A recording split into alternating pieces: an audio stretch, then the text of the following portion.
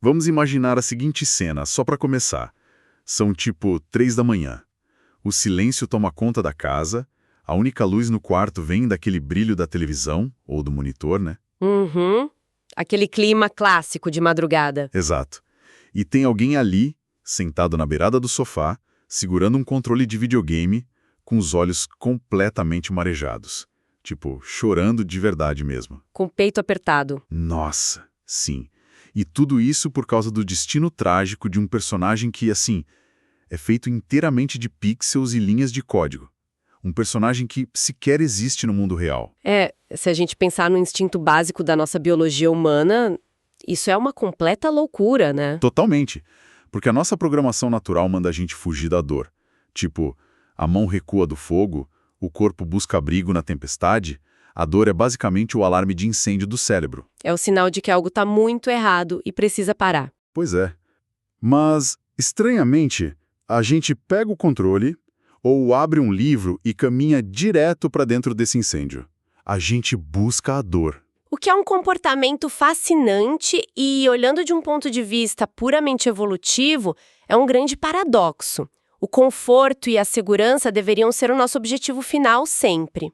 Porque eles garantem a sobrevivência, né? Exatamente. Então, procurar a tristeza de forma voluntária, gastar tempo e até dinheiro para chorar no cinema ou na frente de um console, contraria toda a lógica de autopreservação. Teoricamente, o cérebro deveria rejeitar isso com todas as forças. E é exatamente essa contradição maravilhosa que a gente vai explorar no nosso mergulho profundo de hoje. A ideia aqui é investigar a fundo essa nossa fascinação por histórias devastadoras, sabe? E por personagens que estão completamente quebrados por dentro. Sim, entender por que nos identificamos tanto com a dor alheia, mesmo sendo fictícia. Isso. A gente vai tentar desvendar por que o sofrimento, o trauma e a vulnerabilidade criam uma conexão infinitamente mais poderosa com o público do que aquela perfeição heróica impecável. E para guiar essa conversa, a gente cruzou várias análises legais. Muitas coisas interessantes, né? Desde conceitos modernos de psicologia até discussões riquíssimas que a gente viu rolando em fóruns de internet. Além de uns ensaios filosóficos e análises de vídeo sobre a carga emocional pesada dos videogames e dos quadrinhos. E o mais legal dessa investigação toda é que ela não fica só presa na cultura pop ou no entretenimento. É algo muito maior. Com certeza. Entender o motivo da gente se apegar tanto a esses heróis feridos levanta uma questão muito profunda sobre como a mente humana processa coisas tipo o luto, a culpa e a nossa própria mortalidade. É quase como se, ao desvendar esse mecanismo de buscar o choro na ficção, a gente acabasse descobrindo ferramentas emocionais para sobreviver aos baques da vida real, né? Perfeito. É um treino para a vida. Tá, então vamos destrinchar essa ideia começando pela biologia da coisa. Porque eu preciso entender o que acontece dentro da nossa cabeça quando a gente decide apertar o play numa história que claramente vai destruir a gente emocionalmente. O cérebro reage de um jeito muito específico. Uma das leituras de psicologia que a gente trouxe para basear a conversa fala de um conceito que virou uma chave gigante na minha cabeça. É a ideia da tristeza sem ansiedade. Nossa, essa distinção é vital. Tenta comparar, assim, a mecânica da dor real com a dor da ficção. Na vida real, a tristeza absoluta muito raramente vem isolada, sabe? Ela sempre traz bagagem. Muita bagagem. Ela é quase sempre acompanhada por uma sombra gigantesca de ansiedade e de pavor logístico. Pensa bem, se ocorre a perda de um emprego, o fim de um casamento ou o falecimento de alguém. Existe o luto emocional, óbvio. Sim, a dor nua e crua. Mas existe também o dia seguinte. Tem as contas que não vão parar de chegar, tem a cadeira vazia na mesa do jantar, tem a rotina que foi despedaçada e precisa ser reconstruída. A dor real é exaustiva porque ela exige manutenção. O peso das consequências práticas, né? A vida simplesmente não dá pause para a gente sofrer. Precisamente. Agora, na ficção, o cenário muda por completo. Quando sobem os créditos na tela ou quando a última página do livro é virada, as consequências simplesmente evaporam. Ficam ali dentro do universo da história. Exato. O cérebro experimenta o pico da tristeza pura, a empatia atinge um máximo, mas sem aquele fantasma da ansiedade de longo prazo. A gente não precisa ir no cartório lidar com a burocracia do luto do personagem. É um espaço muito seguro. Um ambiente controlado onde a gente pode digerir emoções difíceis e tirar lições delas, sem que a nossa própria base de vida seja ameaçada. E aí entra a química do nosso corpo. O que acontece exatamente com os hormônios? Bom, quando a gente chora por uma história, o nosso corpo inicialmente libera cortisol, que é o hormônio do estresse. Mas, logo em seguida, o sistema nervoso parasimpático entra em ação e inunda o cérebro com endorfinas e ocitocina. Tudo isso para nos acalmar. Caramba, sabe o que essa química toda me lembra muito? O quê? Aquela analogia que a galera sempre usa em discussões de fórum para justificar por que tanta gente ama montanha-russa. O princípio mecânico é idêntico. Faz todo sentido. Tipo, quando o carrinho da montanha-russa chega lá no topo e despenca, o estômago gela e o cérebro entra num modo de pânico total, gritando que aquilo é uma queda livre mortal. A adrenalina vai lá no teto. Lá no teto. Mas no subconsciente, a mente sabe perfeitamente que o cinto de segurança está travado e você está seguro. A ficção triste é exatamente isso. É o nosso cinto de segurança emocional na montanha-russa dos sentimentos. É a definição perfeita para catarse, né? Um conceito que, aliás, o próprio Aristóteles já tentava explicar lá na Grécia Antiga. A tragédia no teatro servia para purgar as emoções de quem estava assistindo. Limpar a alma, basicamente. Isso. Esse coquetel químico de cortisol, seguido de endorfinas, é o que causa aquela sensação estranha, mas super comum, de se sentir leve ou limpo depois de chorar horrores com o filme. A gente testa nossos limites, simula o pior cenário possível, mas com a garantia de que vamos sair inteiros no final. Certo. Então, se a ficção é esse laboratório seguro onde a gente treina nossa resposta à dor, isso explica muita coisa sobre o tipo de personagem que sobrevive ao texto do tempo na cultura pop. Explica por que a perfeição cansa rápido. Total. Personagens que são só fortes, invulneráveis, sorridentes o tempo todo, costumam ser muito chatos. A gente não liga para eles. O ser humano não se conecta tanto com a perfeição. Se conecta com a luta. Exato. Com a falha. A imperfeição gera empatia. O que prende de verdade é o trauma. O Jung descrevia isso muito bem através daquele arquétipo do herói ferido. O herói que realmente inspira não é aquele cara que desce dos céus, brilhando, intocável, mas sim aquele que tá sangrando. Que tá tomando porrada da vida. Aquele que precisa encarar o caos absurdo do próprio mundo interno dele e, ainda assim, encontra uma força, por menor que seja, para dar o próximo passo. A psicologia é bem clara nisso. O amadurecimento raramente nasce do conforto. A identidade não é moldada quando tudo tá todo fácil. E não mesmo. A percepção profunda de quem nós somos, a nossa resiliência, é toda forjada no atrito. A diversidade é o martelo que molda o caráter. O sofrimento pode destruir alguém, sim, mas também pode criar profundidade emocional, consciência e empatia. Personagens felizes demais parecem artificiais. Personagens quebrados parecem reais. Nossa, e se tem um lugar onde esse martelo da adversidade bate com muita força, é nas histórias em quadrinhos. Eu fico pensando, por exemplo, no Homem-Aranha. O maior exemplo de todos. O Peter Parker não virou um ícone gigante só porque ele solta teias ou porque escala prédios. Ele é um dos heróis mais amados porque ele é só um garoto comum que está sendo diariamente esmagado pela responsabilidade. Ele vive exausto, né? Muito. Ele perde o tio Ben de um jeito super trágico, sofre com problema de dinheiro sempre, tipo ele salva Nova York de tarde, mas não tem dinheiro para pagar o aluguel de noite. Ele vive rejeitado, vive sozinho, quase nunca consegue salvar a própria vida emocional. É muito solitário. E aquela frase lendária dele, com grandes poderes vem grandes responsabilidades, ela é tão pesada porque representa uma verdade adulta muito dura. Quanto mais consciência você tem, mais peso você carrega. É a pura verdade. E tem um contraste fascinante quando a gente olha para outro pilar dos quadrinhos, que é o Batman. Ah, o Bruce Wayne. Sim, porque no caso do Batman, a tragédia não é financeira ou de rotina, ela é puramente psicológica. Ele viu os pais morrerem quando era criança, de forma brutal, e decidiu sacrificar a própria felicidade por causa de um propósito. Ele não processou o luto nunca. Nunca. Ele transformou aquele trauma numa obsessão militar e numa disciplina absurda. O Bruce Wayne é um homem tentando desesperadamente controlar o caos externo do mundo ali fora, justamente porque ele nunca conseguiu curar o caos interno dele. É a disciplina nascida do puro desespero. Espera aí, mas me surge uma dúvida agora. Nem todo personagem que sofre muito acaba virando um justiceiro da noite tentando salvar as pessoas. A gente também tem um fascínio muito bizarro por personagens que acumulam trauma e que simplesmente explodem, sabe? Ou que se corrompem de vez. Exato. Eu lembro direto do Hulk, na Marvel, ou até do Walter White, na série Breaking Bad.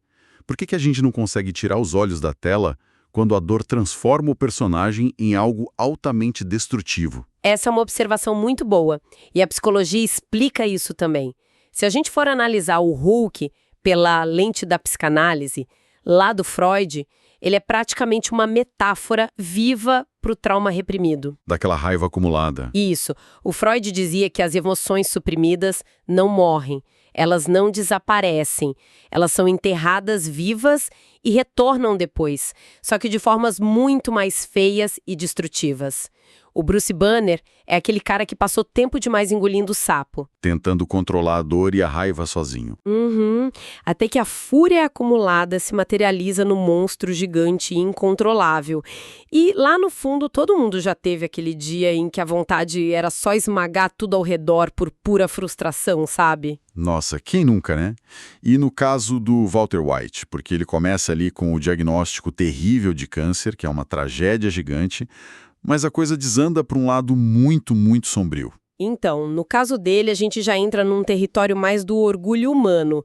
A tragédia do câncer do Walter foi apenas a chave que destrancou uma porta que já estava ali o tempo todo. Revelou quem ele era. Exato.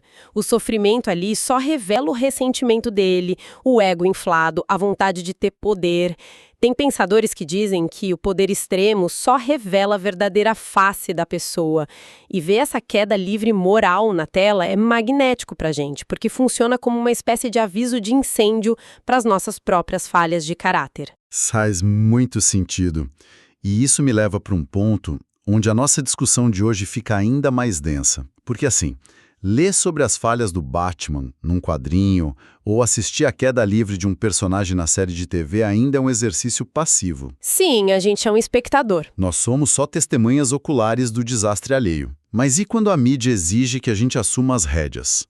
E quando as decisões estão ali, na ponta dos nossos dedos, através de um controle de videogame? A química da culpa muda completamente. Muda demais. A interatividade quebra a barreira da tela, né? No cinema, a tragédia acontece na nossa frente. Já nos jogos modernos, a tragédia muitas vezes acontece por causa da gente. Ou, no mínimo, a gente é cúmplice direto daquele sofrimento. E isso transforma os videogames contemporâneos em verdadeiros motores de empatia. Ele é talvez um dos personagens mais humanos já criados. A história dele é muito forte. Muito. Ele começa o jogo como um fora da lei super endurecido pela violência, um cara pessimista mesmo, mas no meio do caminho ele recebe uma notícia de morte, uma doença terminal, e o relógio da vida dele começa a correr absurdamente rápido. Aquele choque de realidade. E o jogo te coloca no controle desse homem que está lidando diretamente com a própria mortalidade. E aí ele começa a enxergar as coisas diferente, busca um arrependimento, uma redenção. Ele tenta ajudar os outros a serem melhores que ele. E por que isso destrói tanto os jogadores emocionalmente? Porque toca no medo universal. Exato. Toca na verdade assustadora de que, muitas vezes, o ser humano só entende o valor da vida no momento em que percebe que vai perdê-la.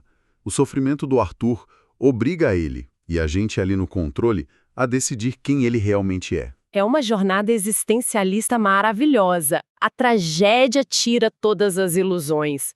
Mas existem também outras abordagens de sofrimento profundo nos jogos, sabe? Se a gente pensar no Joel, lá de The Last of Us. A trajetória do Joel é pesadíssima, muito angustiante. Demais. O Joel é um estudo de caso sobre o luto que cristalizou.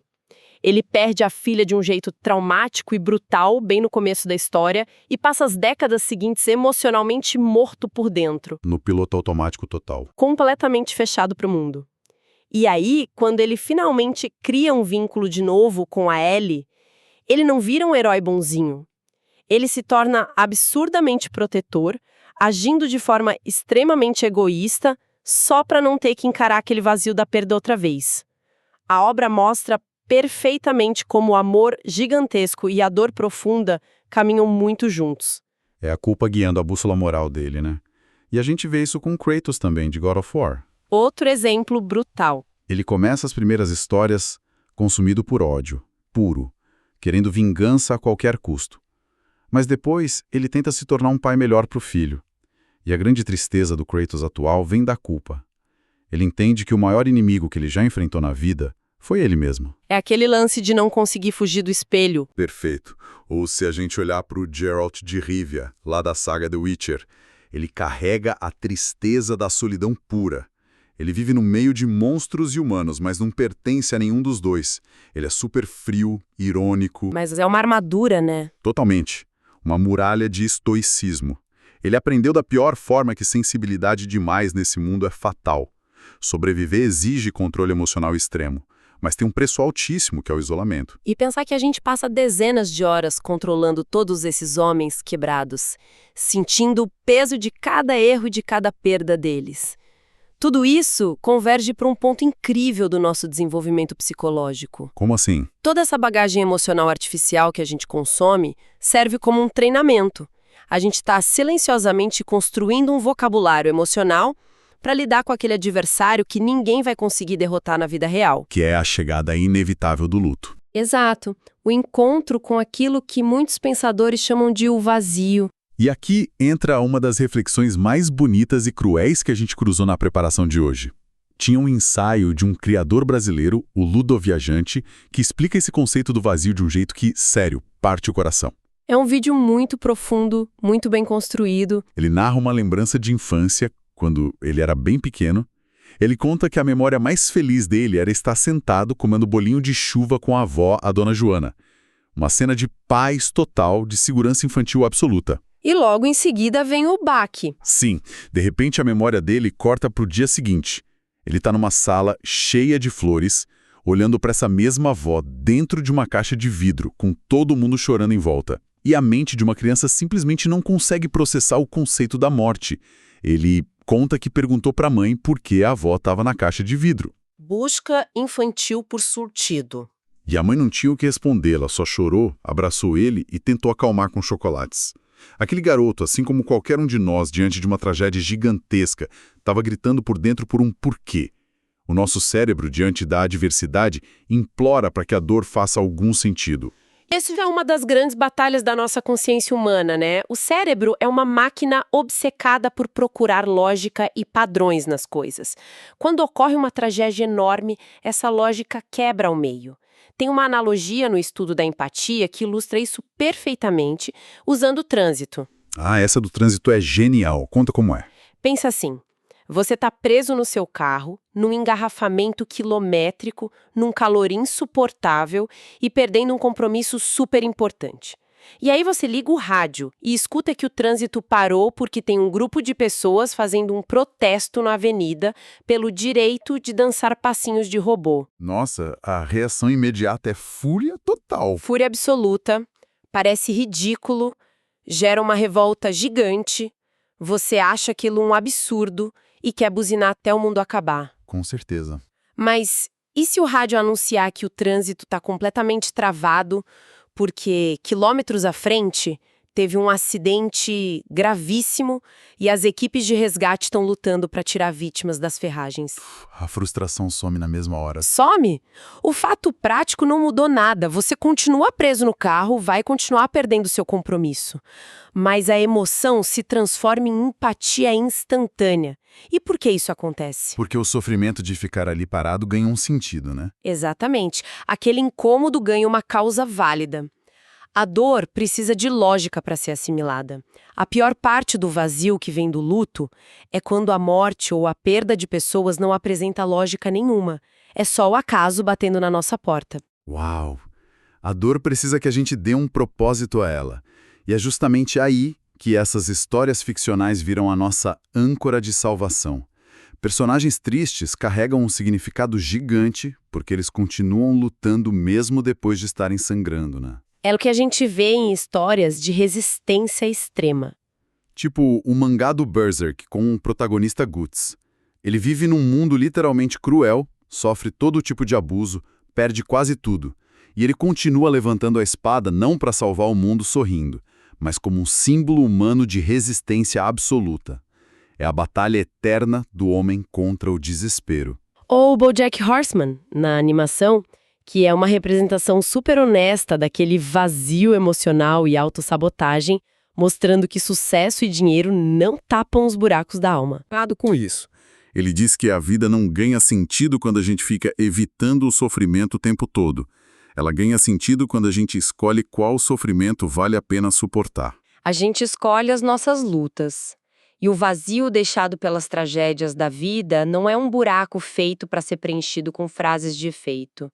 Ele é a própria pergunta.